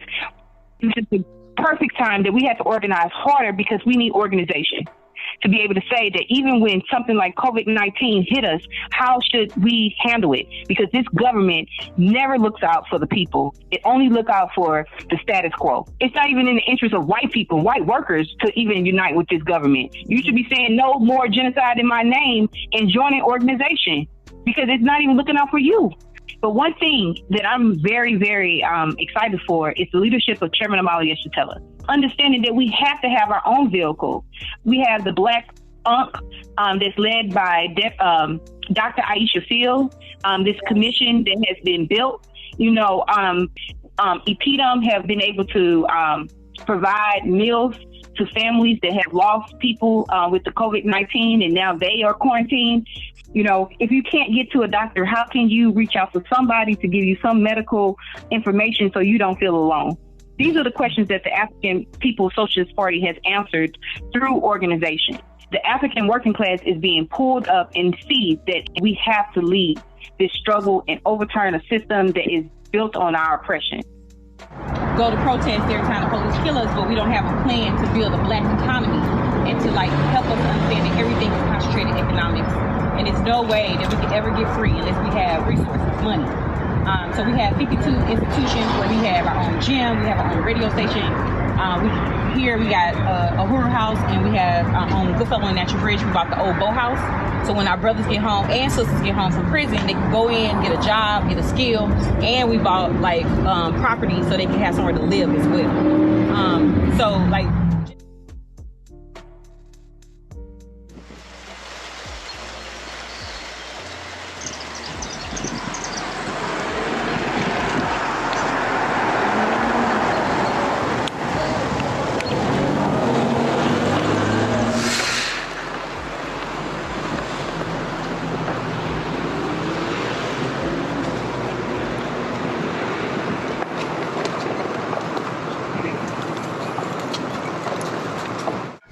The Black Power Blueprint means to me a way that the Black people can have an actual voice in what is going on in their community. It's a way that we can come together and feel proud about what is happening in our community. And the Black Power Blueprint is the way that I believe is going to unite the community as a community that works together for one cause. The Black people, the Black population coming in power with one voice, being able to take back those things and to add on to our lives a better life and a better way. So the Black Power Blueprint, I think, points to giving small businesses or individuals that are of African descent a chance to grow and to empower themselves economically. It just represents love for a community that has not been loved since this country was founded. Seems like, quote unquote, people that didn't want to be in the city, now they want the city, and so that's pushing us back as a people. And but now, things that were desolate, buildings that were vacant, that you all are buying now and trying to make sure that, something's given back to the city and make the people feel like that they may have something to reach out to in their community. So I think it's very important what you all are doing to give back to the community and helping those that probably wouldn't venture outside of their community to get help. But now they can come right there and get the help that they need. I mean, as far as I understand, you all open up a market soon, or where you all be selling, fresh vegetables. And it's so important that, even that we begin to eat more healthier, and eat right, and things that some people in the community don't have cars. They can't get everywhere. But to put it back in, I think it's really awesome. It had been a flyer going around and a Facebook event going around about this Martin Luther King's Day event that was at the Uhuru House. And I had been hearing about it, the house, but I had never had time because I'm always at work and doing these things. So when I seen that, I was like, okay, I'm off today because I got that holiday off. And so I went to the Uhuru House for that day, for Martin Luther King's Day. And the chairman was speaking that day, and the energy that was there, and the what they was focusing on, and just the information, just like it got me locked and loaded right then, and just the movement and what they was doing with the community and where they were located at. That really touched me. So that's how I became acquainted with the Uhuru House. So it definitely takes our community to be able to make effective change in our community. So what they're focusing on is like building not only political power, but economical power. And that in itself is a movement right there. So just having some people that has knowledge about our history, where we've been and where we could possibly go, like that's powerful. And the fact that they buy it up the block, they're showing people in the neighborhood that you can have more.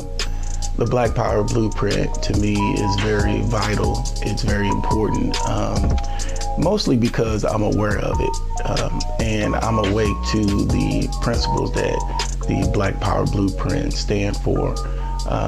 To me, it stands for the economic development and empowerment of Black people, and giving us our independence and freedom through those economics and resources that have been starved of our communities for centuries.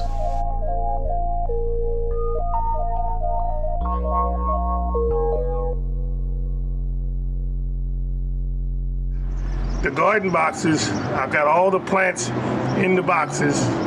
The cabbage, lettuce, cabbage, tomatoes, peppers, onions, all of those things are in the garden box growing now. And we get a lot more sunlight. They'll produce a lot faster. I got okra growing. I got mustard and turnip and spinach green going, collard greens. I got squash. I've got some cauliflower. It's a number of vegetables that's growing in the boxes, and plan on adding a couple more boxes for a little bit more variety of garden vegetables to grow. And all kind of peppers and hot peppers, mild peppers, sweet peppers, white onions. I've got some red onions I'm going to put in a little later. Just a lot of variety of plants and vegetables growing. Looking forward to seeing everybody. And come on out and enjoy the garden and the view and the pavilion and everything. It's coming. Time is coming. Joyful time for everybody.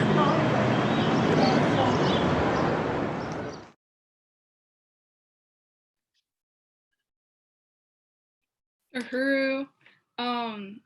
Wow, it's so beautiful just to get to see. I just really want to salute Mr. Gary Brooks, who's been really making that garden come to life over the past couple of weeks. It's been really beautiful to just like see updates on that. And yeah, it's just amazing to see how much, you know, the Black Power Blueprint, it's called a blueprint for a reason.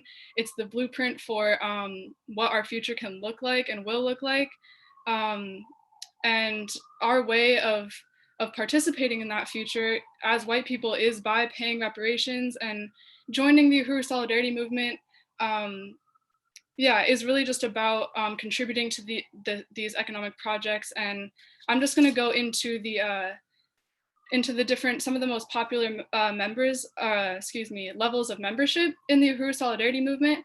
First, we have Ella Baker, the Ella Baker level at $100 per month. That's also $1,200 per year. Ella Baker said that until the killing of Black men, Black mothers' sons becomes as important to the rest of the country as the killing of a white mother's son, we who believe in freedom cannot rest until this happens. Uhuru. Next, we have the Malcolm X level, which is $30 per month or $1 a day. Malcolm X said that when white America gets a cold, Black America gets pneumonia, which is could not be more significant in this time right now, just showing the disparities between the effects that COVID-19 is having on the white population versus African people. Next, we have the Che Guevara level membership, which is $10 per month.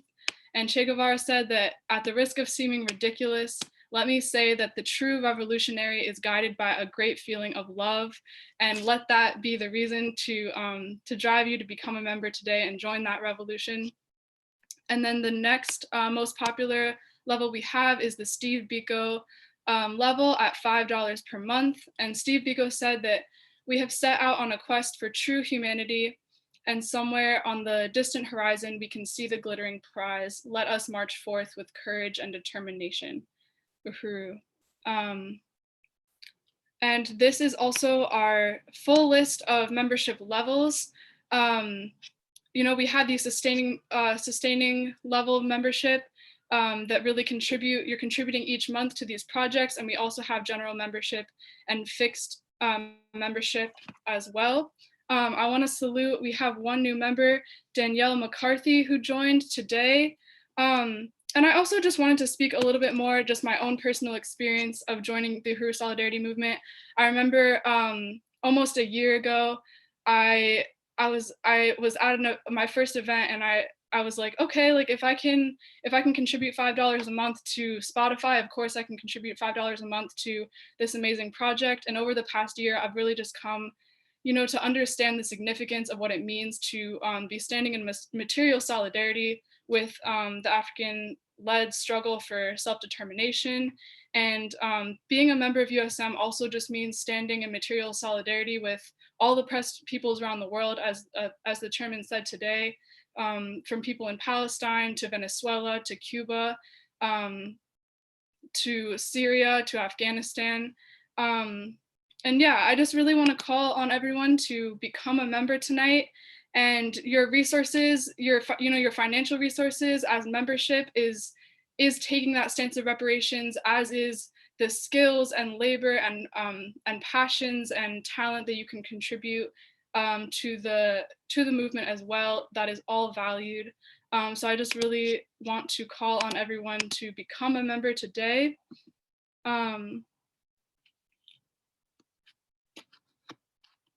And I want to salute, also, I just got another update that Janice Kant, one of our Reparations Legacy members, has just given $25. We also have a goal, in addition to our 10 new members tonight, to win $1,000 in reparations to the Black Power Blueprint.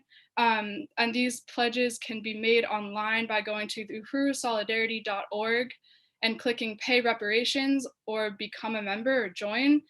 And you can also mail in your donation and make your checks out to Uhuru and mail to our P.O. box in St. Petersburg, Florida. And also just email us to let us know that that will be coming, so we can be prepared to receive that.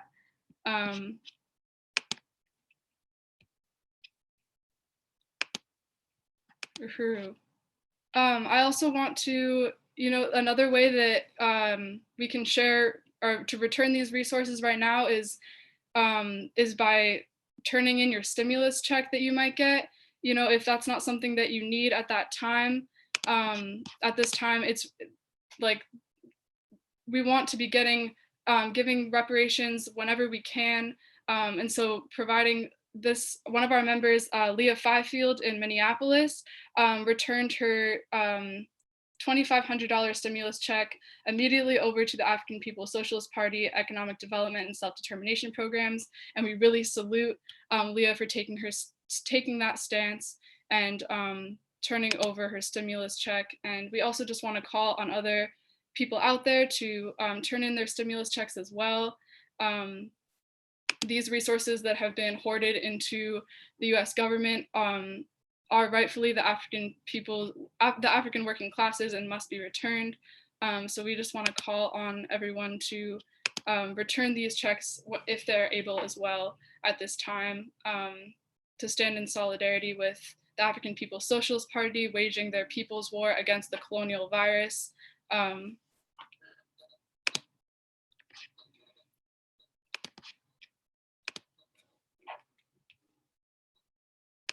And let's see if we have more updates. Uhuru, Nina, just so you know, I don't know if you can see the chat, but Carla, who I believe is in Boston, says, yes, I am too. This was in response to sending in, becoming a member by mail.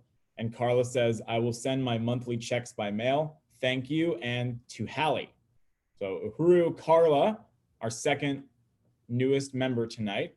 Uhuru, Carla.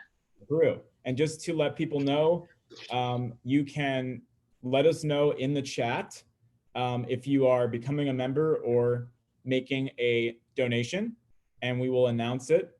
And also, you can go straight to uhurusolidarity.org and click pay reparations or become a member, and that will be announced tonight as well. Uhuru. And Nina, do you see the chat? Uhuru, yeah. I want to salute Chairwoman Penny for contributing $50 tonight to our goal of $1,000 in resources. You know, we heard these amazing presentations by Chairwoman Penny and Chairman Omali Yeshitela, and just the significance of reparations. And we just want to call on everyone to, you know, take the stance of reparations by joining the Uhuru Solidarity Movement. And we also want you to get involved. You know, we have this campaign to target the moneyed sector, and we need the people to do that. So I just really want to salute all the presentations tonight and appreciate, we're getting more updates. I salute Mads for contributing $10 to our goal tonight, and also a new member, Arthur Lee, or Uhuru Arthur, for becoming a sustaining member. Uhuru. We have raised $101 so far.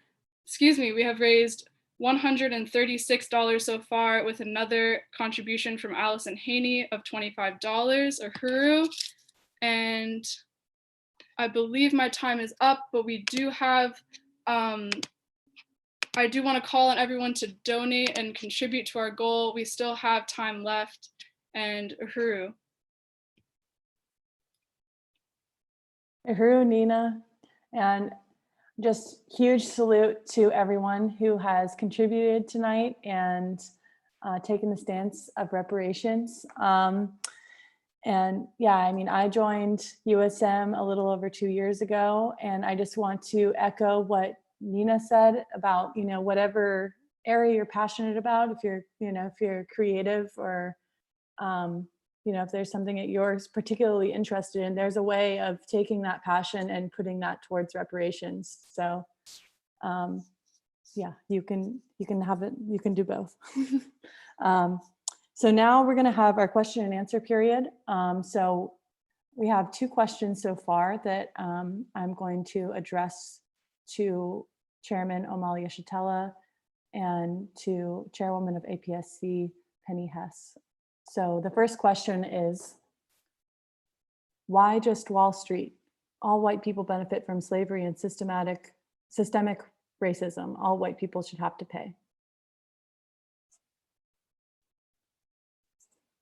Uhuru, Comrade Penny, and you or Jesse may want to respond to both of these questions. I think they're Uhuru. questions. But Yeah, I just really appreciate this question, and thank you for asking that and raising that. And I think that, you know, the whole question that all white people owe reparations is the basis of the Uhuru Solidarity Movement. And in fact, it's one of our principles of unity, that we organize other white people around the question of reparations. And, you know, as the chairman laid out, it's all white people are part of the colonizer nation and benefit from the colonization, the economic and political domination of Africa and African people and oppressed and colonized peoples around the world as part of the colonizer nation.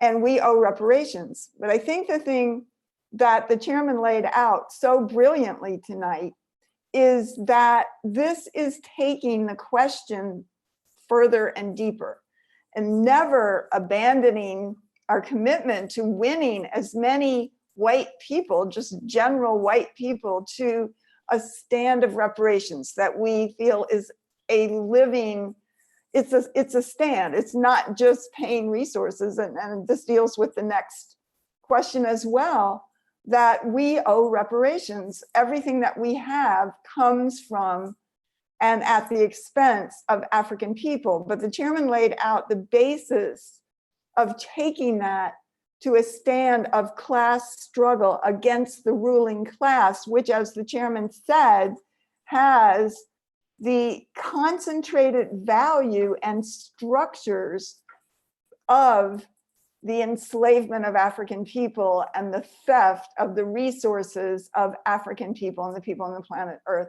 And this is where the wealth of parasitic capitalism is concentrated. And this is our class struggle. So that, as the chairman laid out, for reparations, when the African People's Socialist Party is calling for reparations, it wants everything, all resources, all the wealth of this parasitic system must go back to African people, into their hands. They created it. And that this is how we struggle against capitalism. This is how we become anti-imperialist. This becomes the ability for white people and white workers not to attack Africans, as we have done many times in the past, like those draft people, you know, the Irish workers in New York City did in the 1860s, but that we have the ability to take on the Vanderbilts, the Carnegies of our day, and to take on a class struggle that is about under the leadership of the African working class, to take a stand that is truly in unity and solidarity with the anti-colonial struggle of African people. And I think that is really profound. It's really, really important. It's not about some reform of Wall Street. This is about Wall Street must go. All of the infrastructure, economically and politically, of capitalism, of parasitic capitalism, US imperialism, must go. It must be wiped off the planet. And we, by that, can say that the stand of reparations is how white people can be anti-imperialist, socialist, and genuine.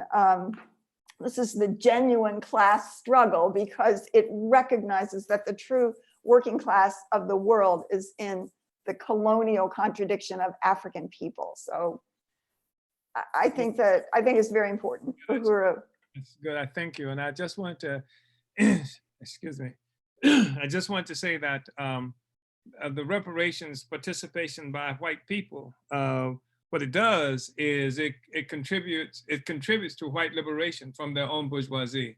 It's a form of being liberated from the bourgeoisie, breaking free from the bourgeoisie, joining with the masses of Africa and African people in the assault that's being made against Wall Street.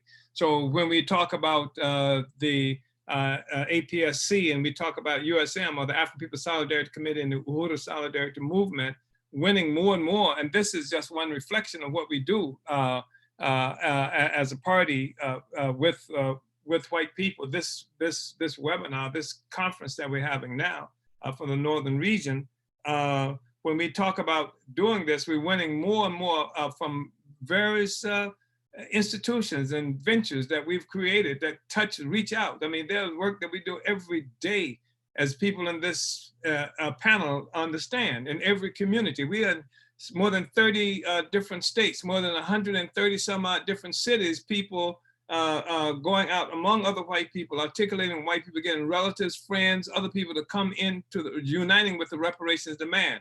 This does not simply give something to African people, it liberates a part of the process of white people liberating themselves, freeing themselves from a certain relationship they have with the colonial bourgeoisie, and then joining in a process of, it gives them the ability to come closer to joining with the real class struggle against their bourgeoisie. So depending on how deep these individuals want to take their relationship to the party, to the Uhuru movement, of course, that says something about just how close they are to the, to the whole revolutionary project. But it's offering all white people an opportunity to do that and to join with the struggle against Wall Street. So that's what this is about. This is about organizing and pulling other people. That's what the demonstration against Wall Street is about. It's not that, we don't think that JP Morgan bosses are gonna come out and with buckets of money as a consequence of this, although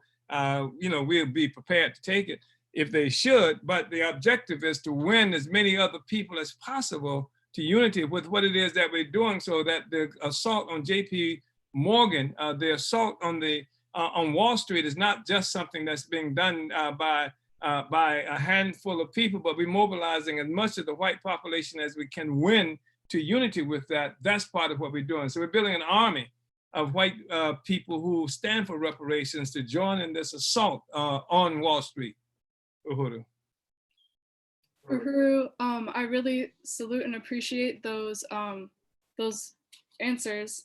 And I just want to give another update on our appeal that we have, this call for resources. I want to appreciate Jackson Hollingsworth, who has contributed $10. So we have raised a total of $156 with $844 to go. Now is the time to return these resources and pay reparations and join the Uhuru Solidarity Movement. As Chairman just said, we all have a stake in this future that is being built through the African Revolution. And yeah, Uhuru, I just want to put that out there and call on everyone to contribute to our goal tonight. Uhuru. Uhuru, this is Jesse. I just want to say how incredible these presentations have been. And I want to salute the chairman and Chairwoman Penny Hess. I mean, both of the presentations earlier were incredible, absolutely brilliant. And I am looking forward to reviewing these videos and studying them and screening them for USM members. And just really, this conference itself is such an incredible resource for this campaign in articulating the mission that we have to take on. And we also want to thank Johan Bedingfield, who put in $50 towards the goal.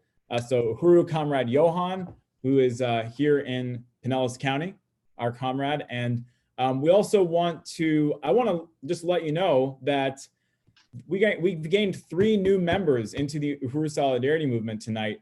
And I know, because I can see who is participating, and I am the national chair, so I know who is a member, that there are at least 6 other people in the meeting tonight who are possibly still on the fence and have yet to come on over and make the decision to become a member of the Uhuru Solidarity Movement. And I want to urge you, implore that you take that step tonight, that you become a member of this, become a card-carrying member of the Uhuru Solidarity Movement tonight.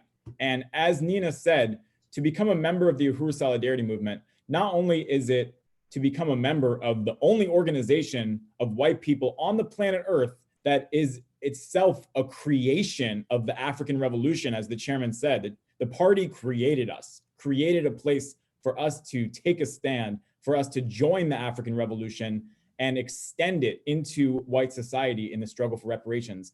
But it also is a membership in the human family, in the international struggle of colonized and oppressed peoples everywhere. Your USM membership card represents your connection to the people of Palestine who are fighting for independence. Today is the anniversary of the Nakba, the genocide against the Palestinian people that forged and created the illegitimate colonial settler state of Israel. You become linked up with the struggle of the Palestinian people when you get that USM membership card. You become connected with the people of Afghanistan, Syria, Yemen, Pakistan, Venezuela, Cuba, all oppressed peoples around the world through your relationship to the African Revolution, which is the thing that will bring down at its foundation, at its root, the bloody system of US imperialism that is the enemy to all humanity, white people included. And I love what the chairman said. I know I want to be liberated from my relationship to the bourgeoisie. I would like to have no relationship to this nasty white ruling class. And the only way we can become liberated from that relationship is through joining the Uhuru Solidarity Movement, through becoming a member, becoming a card-carrying member of the fight for reparations to African people.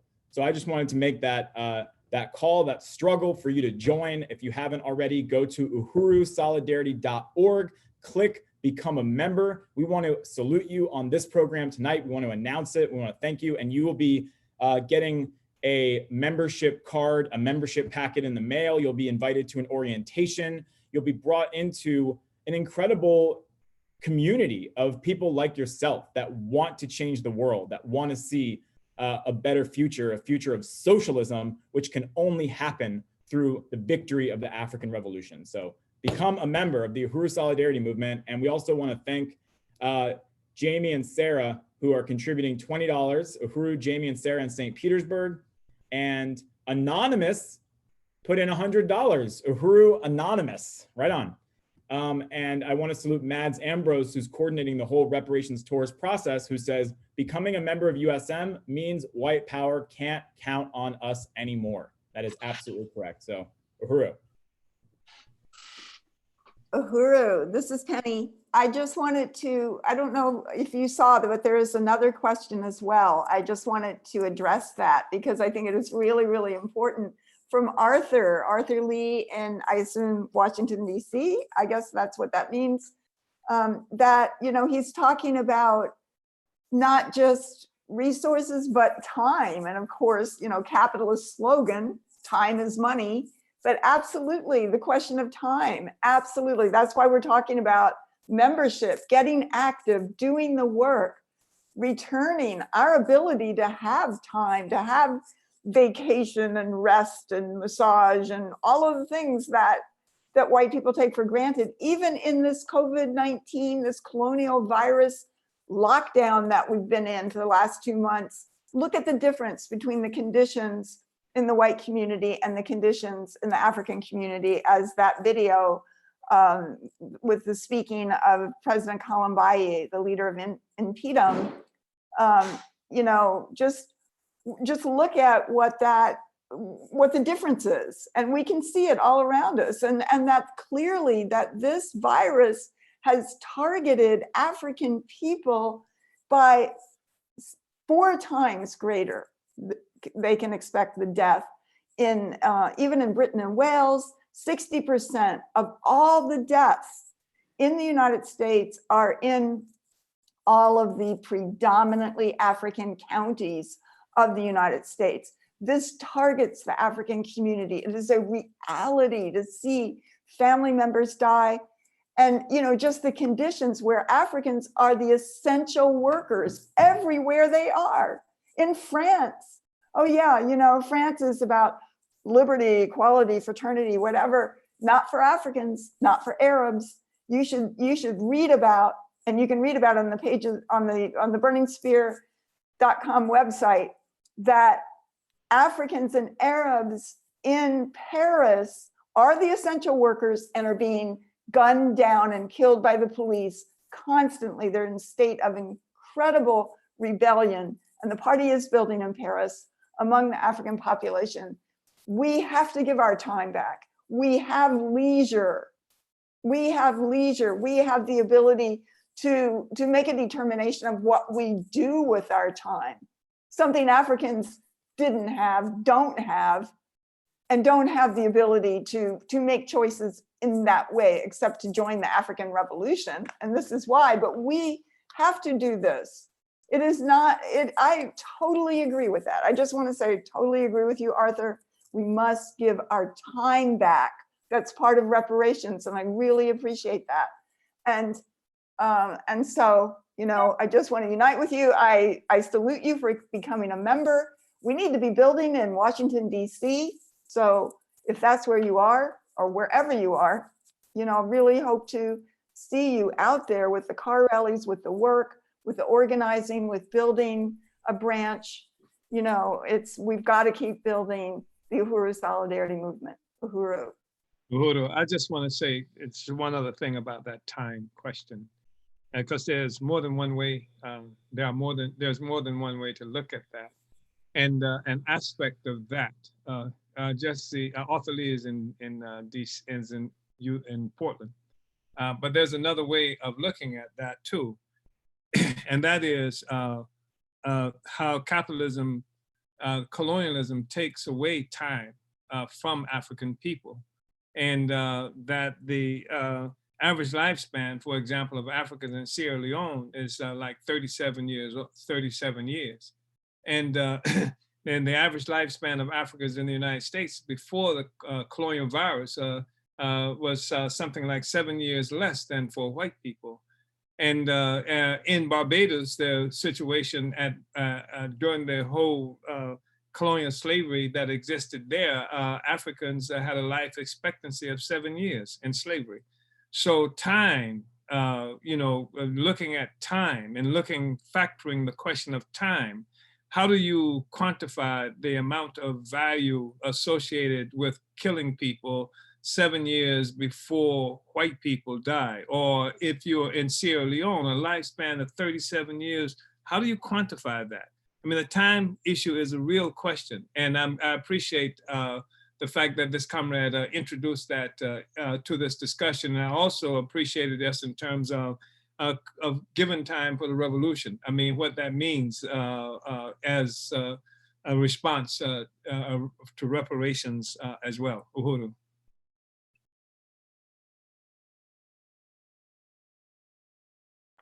Uhuru, Chairman, for that analysis. I also want to give just some more updates. We have passed our halfway mark in our goal tonight.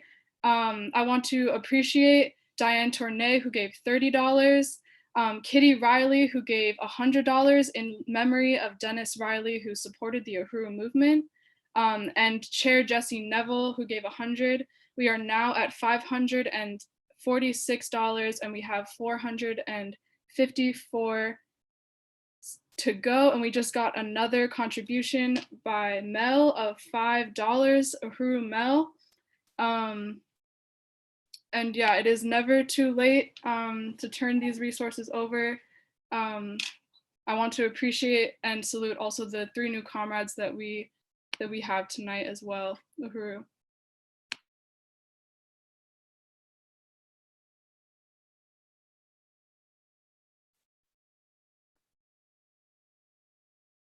Uhuru.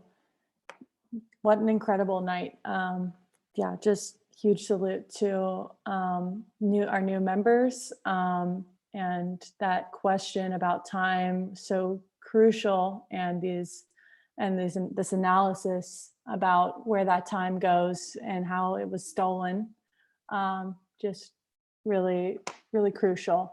So I just want to thank everyone for being here tonight, and for sharing resources. We're still, we're over the halfway point, and let's get there. Even after this, you can still make a contribution at uhurusolidarity.org.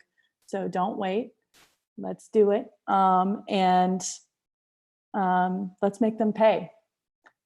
Unity through reparations. Reparations.